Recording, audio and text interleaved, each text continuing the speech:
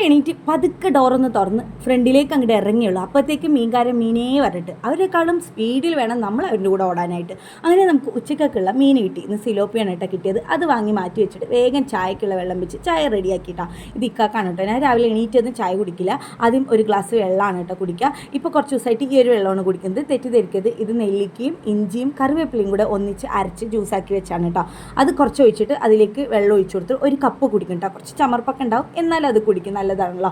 അത് കഴിഞ്ഞിട്ട് ഞാനിതാ പുട്ടും കടലക്കറിയാണ് കേട്ടോ. ഇന്ന് പുട്ടിനിവിടെ കടലക്കറി മസ്റ്റാണ് കേട്ടോ, അല്ലാന്നുണ്ടെങ്കിൽ ചിക്കൻ കറി. അങ്ങനെ കടലക്കറിക്കുള്ള കടലയൊക്കെ കുക്കറിൽ വേവിക്കാൻ വേണ്ടി വെച്ച് തൊട്ടപ്പുറത്ത് തേങ്ങയും വറുത്തെടുത്തു കേട്ടോ. ഈ പുട്ടിനുള്ള മാവൊന്ന് നനച്ചെടുക്കാം, പുട്ടുണ്ടാക്കാം കേട്ടോ.